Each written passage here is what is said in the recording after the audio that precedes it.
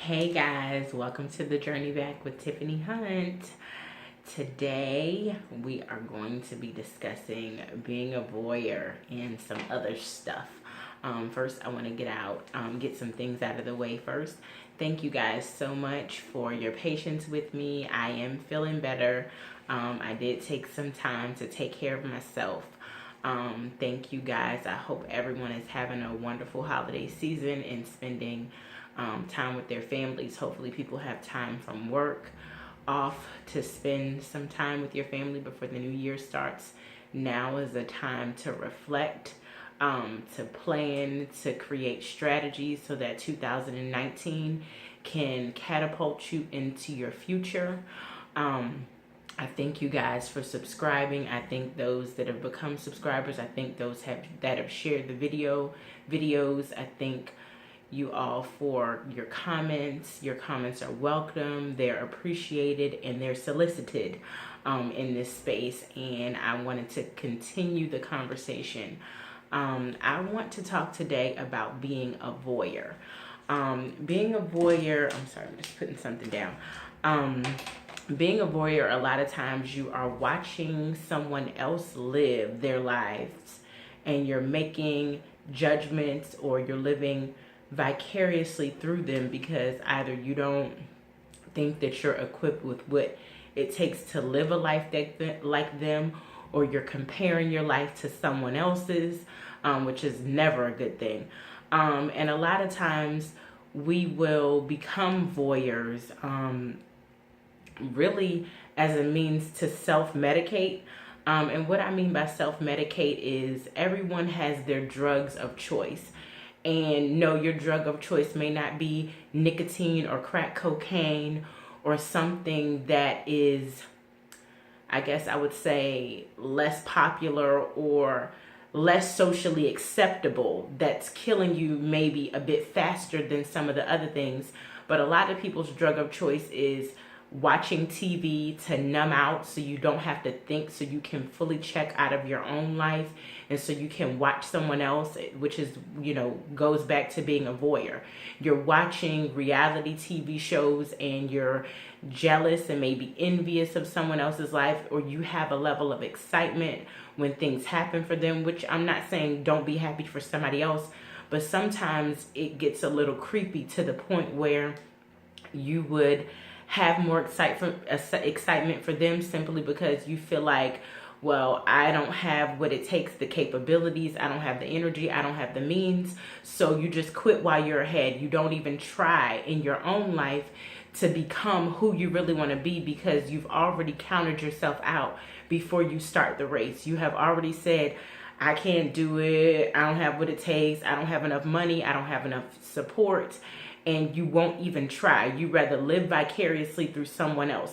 Like a lot of times we put pressure on our children or the next generation to be this ideal of what we weren't. So we live vicariously through our kids. So if, say, for instance, when you were younger, your family didn't have the means to send you to dance class or to send you to film school or whatever it was that you wanted to do, or for you to be a football star. So instead of that, what you will do is you will put that pressure on your kid to be the best at sports, to be the best at music, to be the best at dance, because those are things that you wanted to do that you didn't get the opportunity to do. Or if you were maybe a reclusive teen that didn't have friends, or you were one of the girls that didn't have male relationships that you wanted, you'll push your daughter into relationships before she's really capable and able to fully understand what she's getting herself into, and you'll encourage these relationships without properly equipping her for what's next.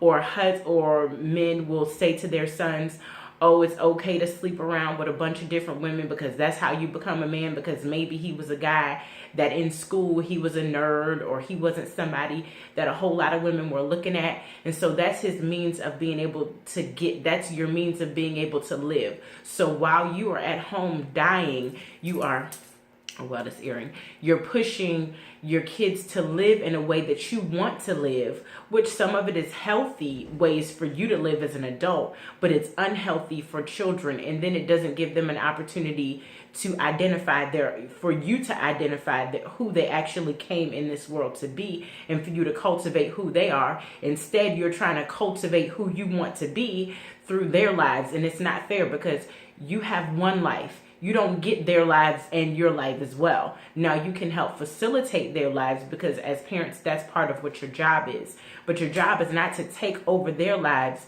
because you didn't live yours full out. And then that's a lot of pressure for kids to live up to this ideal, which is an unrealistic ideal. It's unrealistic for you. So why would you think that your kids could do it? And then they're being equipped by you, which in some ways you're ill-equipped or not prepared to live the life that you want to live, but you want them to live full out. And you don't even have the proper tools to give them so that they can live full out, because you aren't living as an example. You're telling them what to do. And there are things, of course, as parents, that we don't want our kids to make the same mistakes that we make. I totally get that. We don't want our kids to fall short the same way that we did. Yes, it's true. Each generation is supposed to get better. However, putting the pressure on them to live in such a way that is unhealthy for them because you want to be doing it is extremely unhealthy. And a lot of people, like I said, are being voyeurs. You watch reality TV. And I have my own crazy TV shows that I watch, and things that are interesting to me or comical to me, and are entertaining to me. But you can't spend all your time doing that and you're feeling unfulfilled in the process. It's nothing wrong with being entertained, but Black people are some of the people that want to be entertained the most. Like, we want to be entertained, we want to be laughing, we want to be looking at somebody's drama often and all the time. We watch more TV, we spend more money on cable, we spend more money on entertainment than any other group. And it's because it is an acceptable drug to minimize the pain. It is an acceptable means to minimize the hurt and the trauma that we refuse to deal with, that we're just going to push up under the rug and act like it doesn't exist. So if I watch enough TV, for some people it's okay, I'll watch TV. For other people it's I'll eat a whole bunch of sugar, or I'll eat a whole bunch of salt, or I'm over obsessed with work. Like, there are drugs. Everybody has a drug of choice a lot of times, for the most part. I'm not saying there's always exceptions to every rule, but a lot of us use whatever it is to access. Too much of anything is not good. No matter if it's okay, you're working a whole bunch.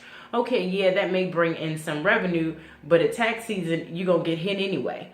You've missed chunks of your kids' lives, or chunks of the time with the people that you care about and love, because you spend all of your time working. You don't have any fun. Or you spend all of your time having fun and you don't do any work. So the key here is to find the balance. The key here is to have a balanced life.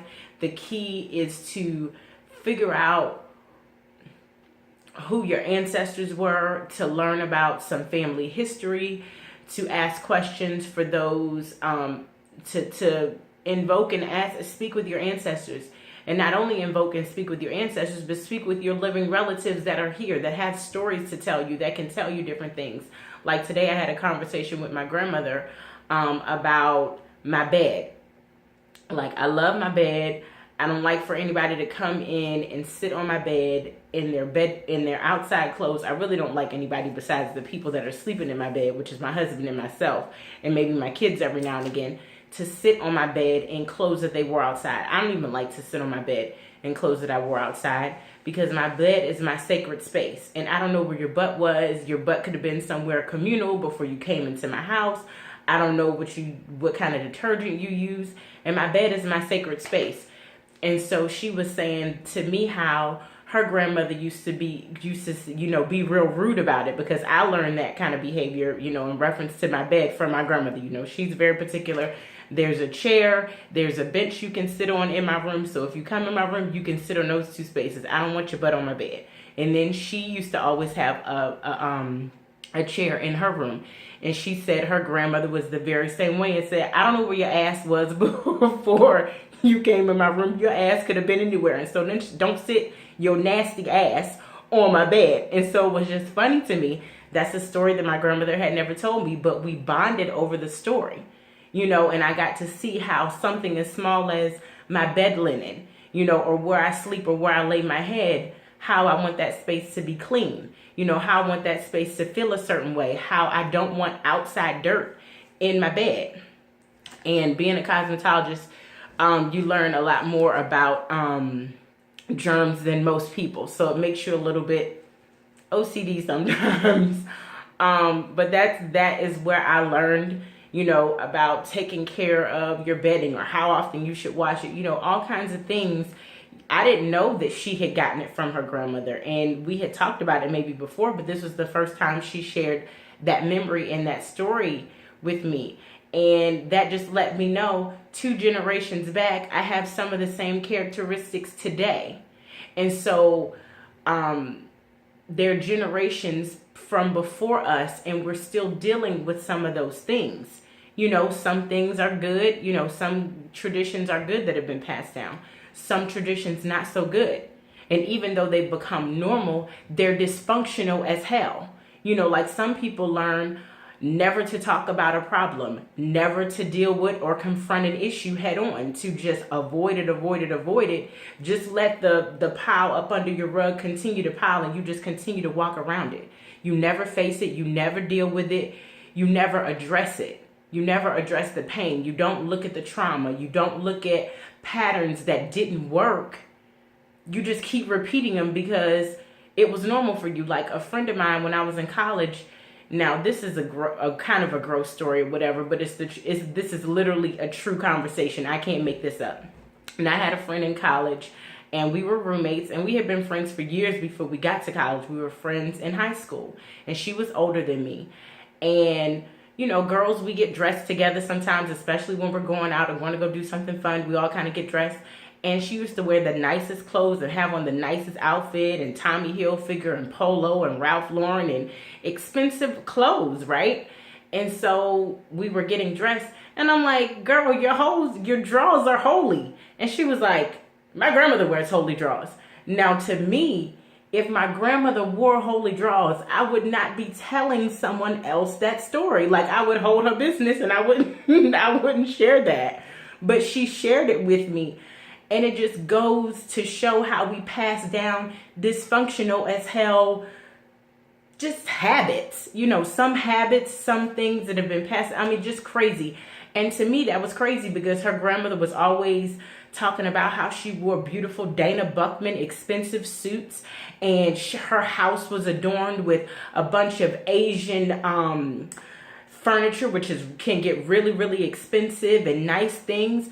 But you won't go to Walmart. I mean, even if you got to buy the cheapest drawers at home, Walmart, you can buy a pair of drawers at Walmart for 88 cents. So there is no excuse for you to spend $200 on an outfit and you won't spend 88 cents to support your body. Like, that doesn't make sense. Like, I don't mean like, oh, my friend had a little hole. No, I mean like the elastic was there and then the panties was hanging. Like, it wasn't good. It was real bad, you know. And as a friend, I'm like, girl, you just need to go buy you some drawers. I don't care if your grandma wore holy drawers.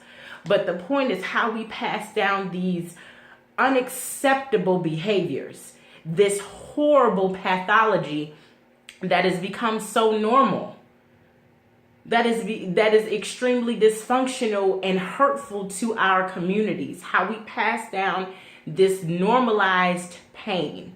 Oh, my mom didn't talk about her problems or whatever, or never said anything about her issues, so I'm not going to do that either. You know, my mom never apologized to me, or she never said that she was wrong, so even though I know it was hurtful to me, I'm going to repeat the same pattern. And true enough, sometimes breaking a pattern, breaking a curse, it's hard. It's going against the grain. It's doing something that's uncomfortable. Sometimes it is walking up the hill with sometimes seemingly five 100-pound monkey on your back. It's like trying to walk against what's been normal in your family. Because now you want to create a new normal for your children. You want to create a new pathology. You want to create new habits. You want things that are healthy. You want a healthy existence, a healthy exchange.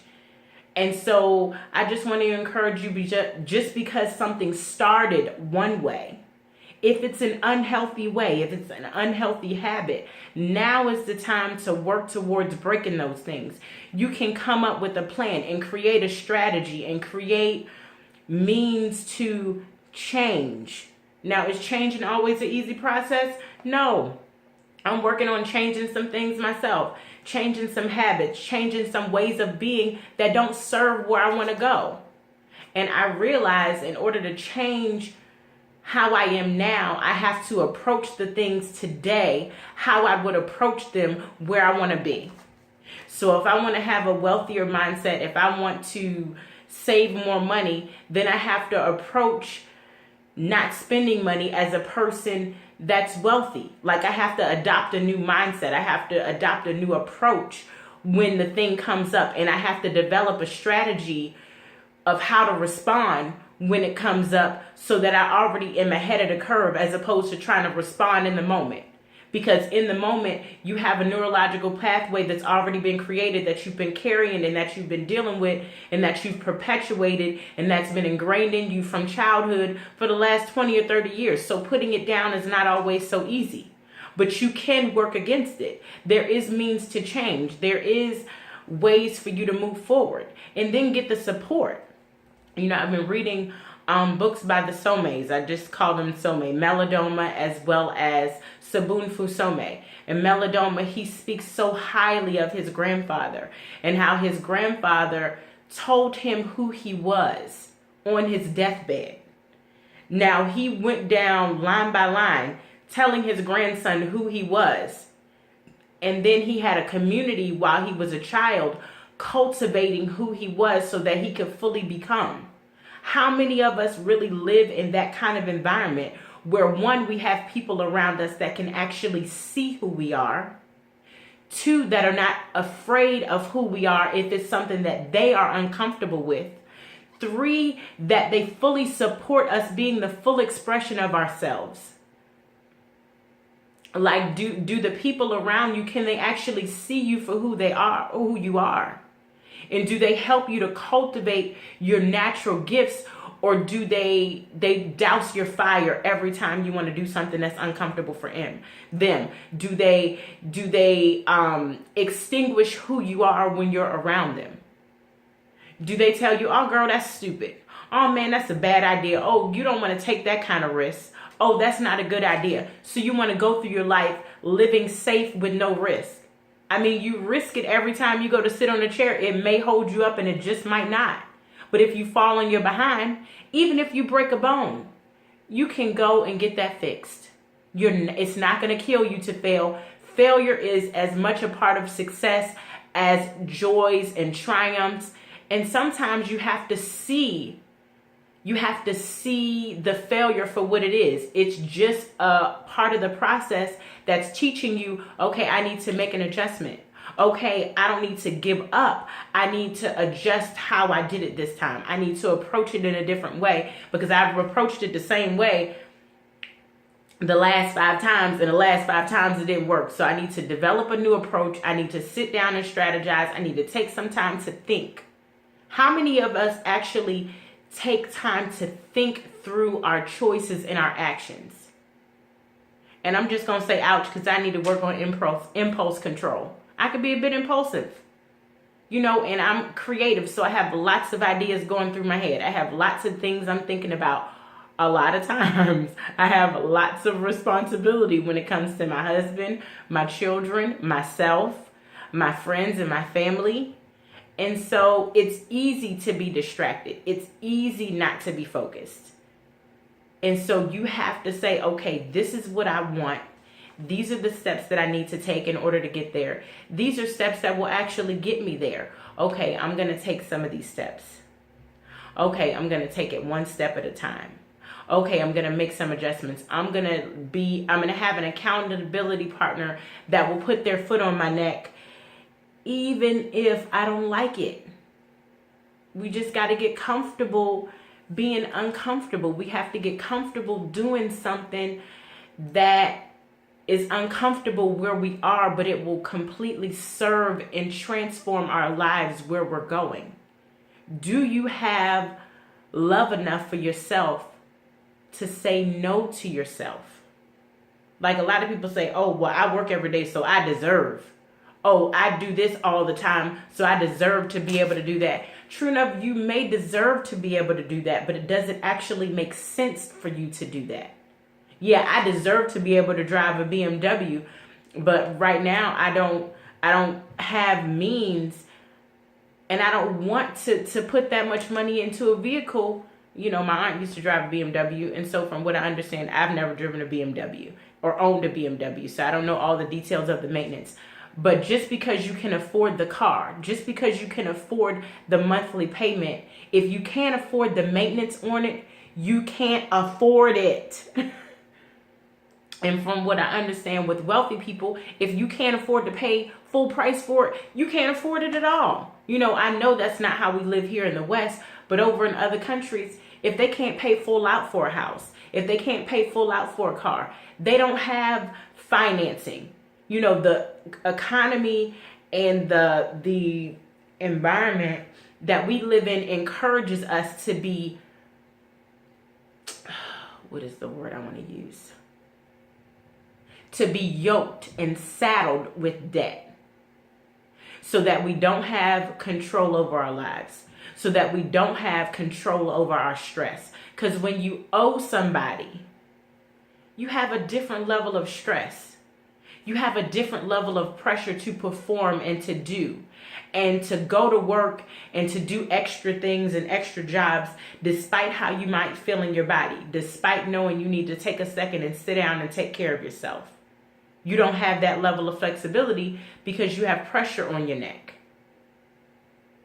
So be the change. Look at who you want to be. Figure out what that picture looks like. Write down each detail. Look at it.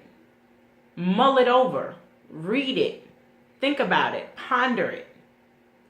Then create steps to get there. Be open to making mistakes. Be open to hearing from people that love you. Sometimes we just get so comfortable with wanting to hear somebody tell us yes, yes, yes. Oh, you're beautiful. Oh, you're lovely. Oh, you're gorgeous. Oh, you're phenomenal. And you may be all those things, but then there may still be some areas that you need to work on. There probably are. Since you're still here, to me, that means there's still work to do. There's still adjustments to be made. Do you love yourself enough to say no? That is a want, not a need. That is a thing that I really want to have. I don't really need to have it. And I don't even know how we got away from being a voyeur to talking about this, but I feel like it's a necessity that we change the paradigm. That we change the paradigm. And that we take the time to sit down to create a plan to change the paradigm. In other countries, Asians plan for 300 years. So they know they're not going to be living for 300 years, but they make plans for their future generations so that the future generation coming in is not walking through life with a blindfold or just going strictly on impulses or bad habits or just what pops up today. You know, living life with no plan is like throwing away money because you end up making mistakes that cost you money. They cost you time. If you don't have a specific target, you wander through life aimlessly. Are you wandering through life aimlessly? Are you living as a voyeur, preferring to watch somebody else live? Oh, as long as my children succeed, that's all that matters. So that means you don't care about your own success? A lot of our kids will replicate what we do more than what we say anyway. Even as much as a lot of us have heard throughout our lives, do as I say, not as I do. I'm the mama. I'm the daddy. Do what I say, not as I do. You don't question me. You don't ask me any questions. And that's the dumbest thing I've ever heard in my life. Telling a kid not to question you. Telling your child not to question authority. Now, I've told my child she can ask me. I have a 7-year-old and a 10-month-old. The 10-month-old is not really asking me anything at this point. But he will, let me know how he feels. He's quite boisterous, even at 10 months old. Now, my 7-year-old, I have given her liberty and told her to ask me, to have conversations with me about anything, as long as she does it in a respectable manner. Because I don't want my child just doing what somebody tells her to do without questioning it because they're in an authority position. I don't want her put in a bad situation either. So she needs to come to it with a certain level of decorum. But honestly, my goal is to give her everything that's in this 36-year-old brain. I'm trying to give her as much as I can at 7. No, she might not comprehend all of it. Some of it may be disheveled. It may not make complete sense to her. But when she's in a situation, she knows I'm equipped. And there are no perfect parents. You're going to make mistakes. You're going to fall short. That's a part of the process. And that is why I understand as well. I'm learning how important the village was and why they meaning white supremacy at the helm, and us helping to support that, have created means for us to work as individuals, which does not actually work for us. Because the village gives you support you didn't realize you needed until you don't have it. Like the chief that I'm studying under, he told me something. He said, it's challenging, not just sometimes in the body with having a pregnancy or wanting to create a new life or wanting to expand your family. Some of the things are challenging because our health is in the toilet. That's a whole nother conversation. But what I wanted to focus on is the village concept. He says he goes to Ghana twice a year. He said that in Ghana, when a woman is pregnant, she always has somebody by her side. Somebody is cleaning, somebody is cooking, somebody is doing the things that she would normally do around her household. After she has the baby, she has support.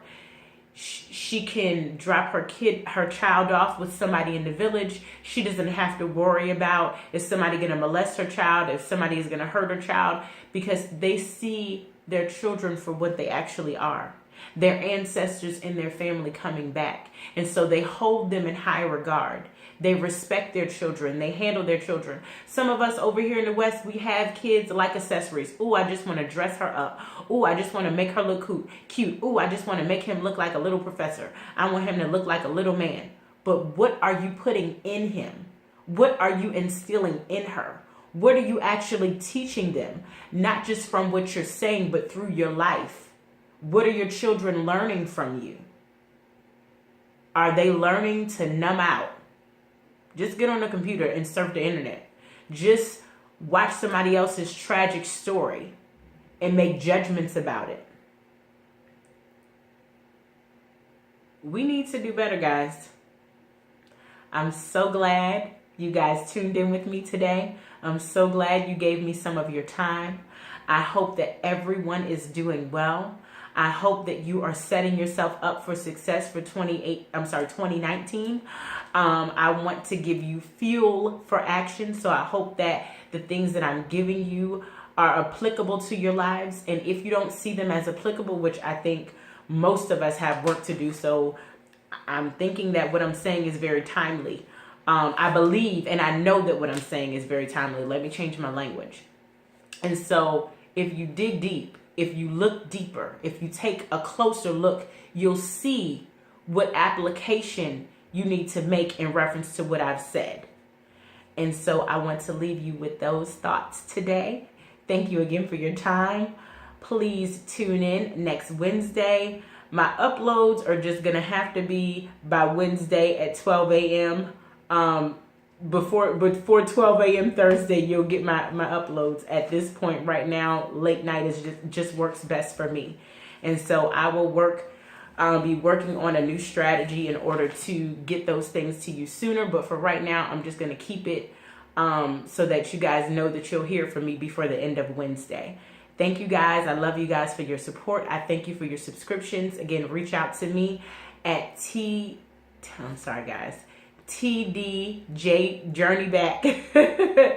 at gmail.com. I could be giving you guys the wrong email address. I'm just going to be honest. It's going to be in the comments. If you would like to set up a session, I'm looking forward to speaking with you guys. I'm looking forward to helping you put together your plans for your life to attack the goals that you have. You don't want to be wandering aimlessly through this life. I'm looking forward to hearing from you and speaking with you. Please send me an email today. Please put a comment at the bottom. Please share the video out, because there are other people that need to hear what I'm discussing, what we're talking about on this channel. I thank you guys again so much for your time, for your support. Have a wonderful one. See you next week.